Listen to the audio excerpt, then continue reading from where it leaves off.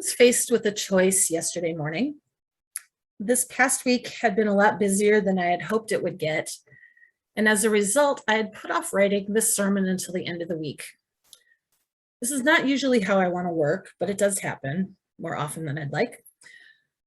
And since not much transpired to move it along on Friday, Saturday had to be writing day in between all the other planned in advance events, which included my yearly ritual watching of the Breeders' Cup World Championships for Thoroughbred Horse Racing, which is basically an all-day event. And perhaps there's a sermon in that sometime in the future, but not today. So adding writing to that meant the potential of some really good and creative multitasking. So here it is, Saturday morning. I had gone to bed kind of early Friday night, and as a result, woke up very early Saturday. It was around 6 a.m., still dark out, for goodness sake. And as I lay there thinking about how early it was, a little voice rang out inside my head. It said, "Hey, Lisa, get up, get up, get up. You have a busy day ahead. Think about how much you can get done if you get out of bed right now and go to work on your sermon." As encouraging as I think this little voice was attempting to be, it was not what I wanted to hear at 6 a.m. on a Saturday. Pretty sure that the voice was trying to lay on a little bit of guilt too, but luckily it was not the only suggestion that came to my mind. Less than a second later, another little voice rang out inside my head. This voice was much more laid back, super smooth and cool as it said, "Whoa, you have plenty of time. Just relax. Stay here where it's so comfy and rest more. You'll be happier later." I chose to pay attention to the second little voice, and yes, I was happier later. For me, this is self-care, but it's also what cultivating a better relationship with yourself looks like, a small part at least. Someone else might have felt better and thrived more from listening to the first voice. Someone else may have heard, "Hey, get up now so you can go out to breakfast." The whole point is not what message you listen to, but that you listen. Listen to yourself. Staying in bed longer may be self-care, but it goes far beyond self-care into establishing a deeper relationship with yourself. I started thinking about this idea of cultivating a better relationship with myself when I was hospitalized for a week at the end of July for a number of things that I should have been giving better attention to. One of the things about recovering in the hospital is that you have plenty of time to think and reevaluate the direction of your life. One of my biggest thoughts over the course of that week was that I need to do better for myself and start paying attention. It's proven a somewhat difficult habit to get into. After all, I've been in this relationship this way for a really long time. It will take time to fully change course. But as I've started listening and doing, I have felt better about myself emotionally and physically, and I want to share this feeling.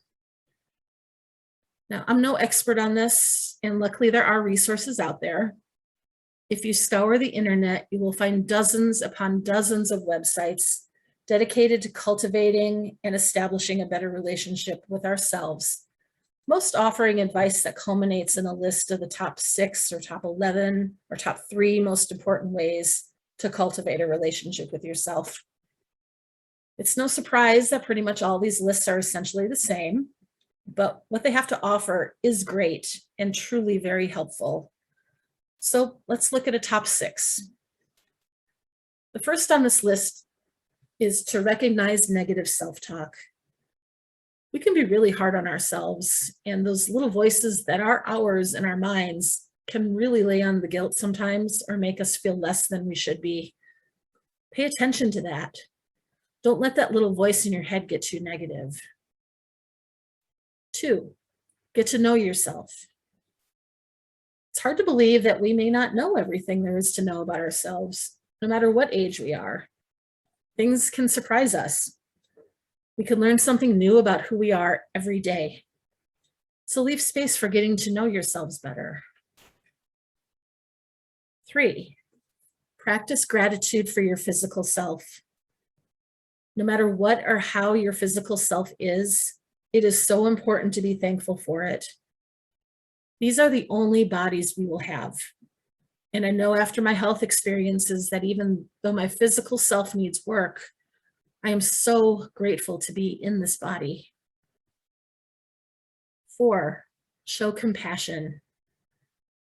As Unitarian Universalists, we strive to show compassion. Compassion to others, compassion to this planet, compassion to causes. While the multiple lists have show compassion on them, none are specific as to who to show compassion to. I presume it is all of the above, but in the spirit of cultivating relationship with ourselves, it also means us. Be kind to yourself. Show yourself compassion. 5, stop judging others. Along with showing compassion, stop judging others is more outwardly focused, but the same holds true while we cultivate a healthy, good relationship with ourselves.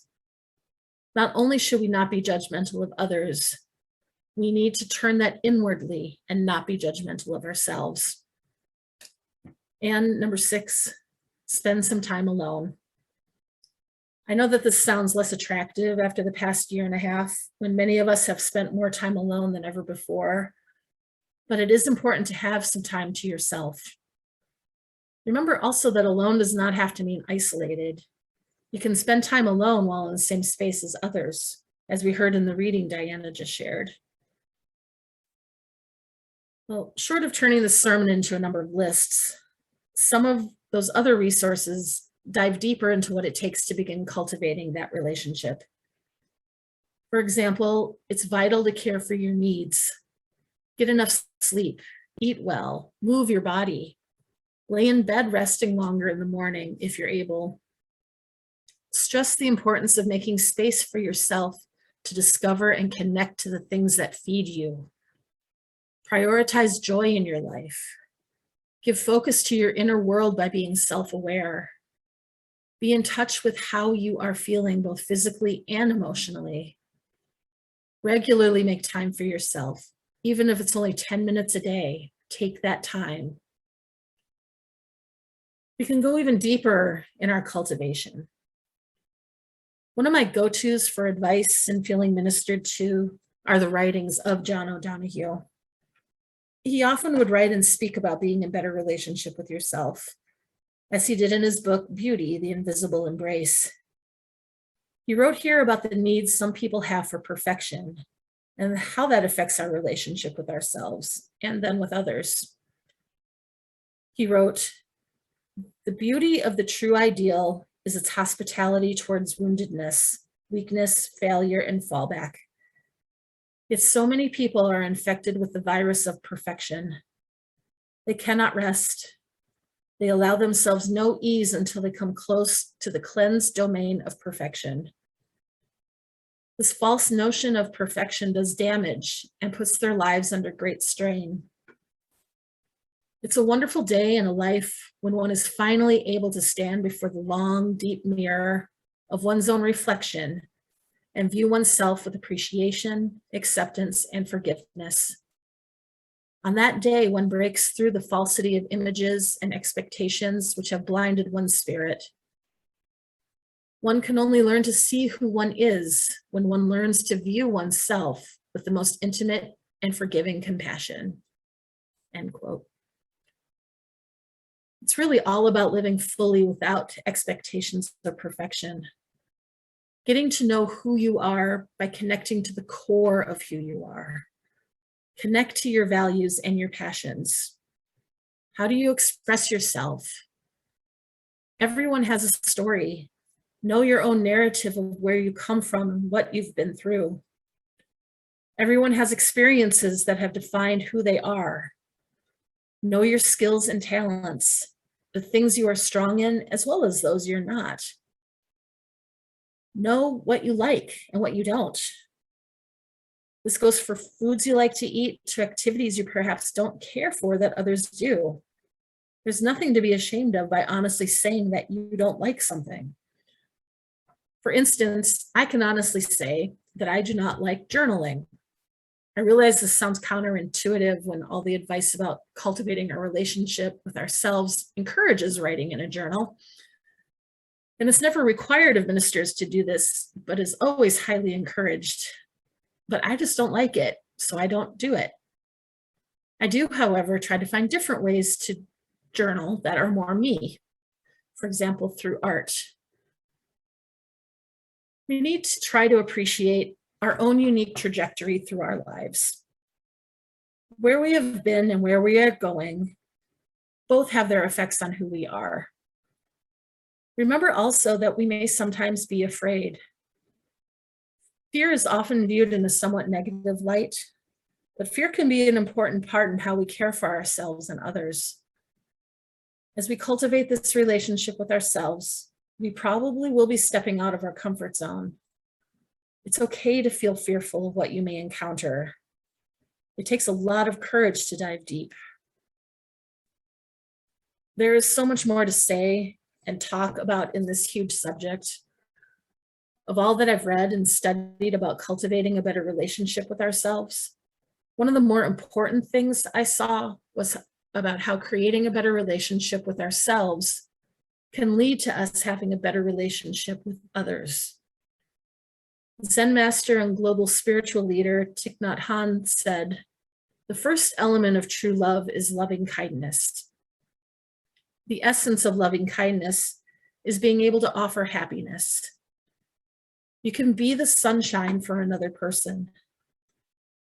You can't offer happiness until you have it for yourself. So build a home inside by accepting yourself and learning to love and heal yourself. Learn how to practice mindfulness in such a way that you can create moments of happiness and joy for your own nourishment. Then you have something to offer to the other person." End quote. The strongest point I can make today is to remember and practice compassion for yourself. Think beyond self-care and dive deeper into the relationship you have with you. It's not being selfish to think of yourself.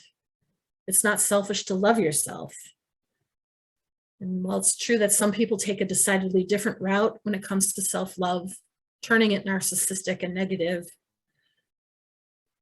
it's not anything to be ashamed of to not think that way. And there's a mantra that says, that many say, that goes, "As with all things, do no harm." So be good to yourselves, listen and see who you are. Discover things about yourself that you maybe never realized. Mindfully pay attention to the things you are doing. Stay in bed longer if you can, and take the time for you. So we do have time this morning, quite a bit of time, to open up for discussion. And something to think about, and you can answer here or just mull it around in your mind, is the question of what are some things that you need to do to change and cultivate the relationship you have with yourself. And if you'd like to share, please feel free to raise your hand and we'll call on you, or you can always type something in the chat.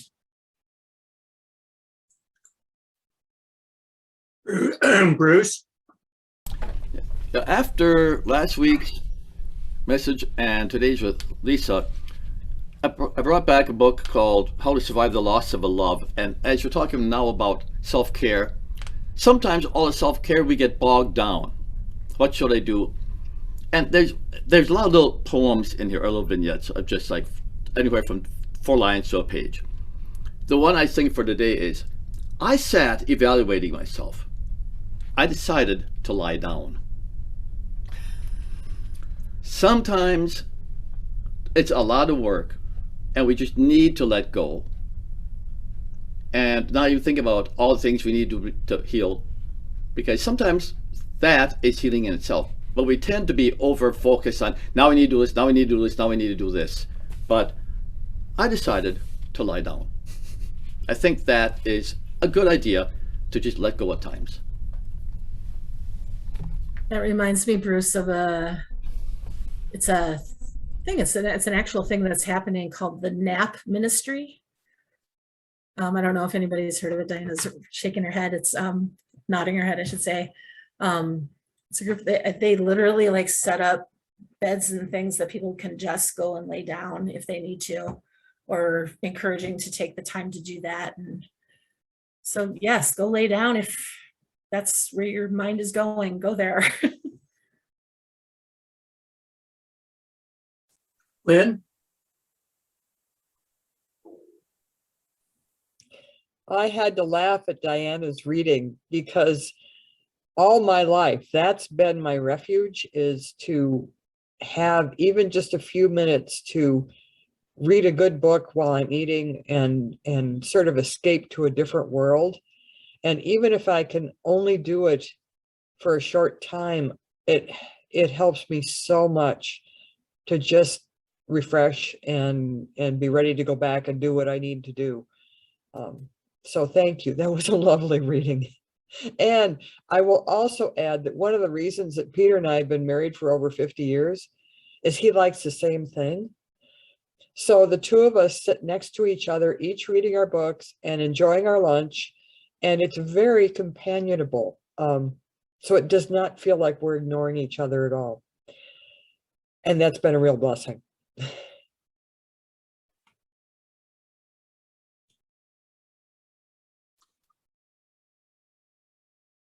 Anybody else? Janice? You're unmuted. Well, thank you. I'm Janice, and you can always count on me to say something, whether it's good, bad, or indifferent. I found that after I retired, I needed structure. So I've structured my day to do certain things, morning, noon, afternoon, and evening. But I've also found here in the last probably 2 years that I need to just get up and do what I call my slug days, where I'm an absolute slug. I don't do anything that's with my routine. I might go and sit on the computer the whole morning, just randomly going down a rabbit hole of YouTube videos and looking at Facebook and things that I normally, have on a very structured basis. And I'm happy to see now that what I call my slug days are actually just taking care of me. And that makes me feel really validated. So thank you.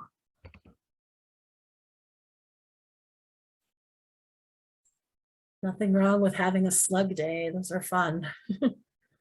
Fun to do. And yes, it is taking care of you. It's like Jesse Leffler wrote in the chat, I need to take more walks with myself. On these walks, I'm never truly alone. Nature surrounds me. And it's another good way to take care of yourself is getting out into nature, forest bathing, as they call it in Japan, I believe. Getting out there into the woods or out into nature. So thank you all for your comments, and just remember to take care of yourselves and show yourselves compassion and take a slug day every now and again. So thank you.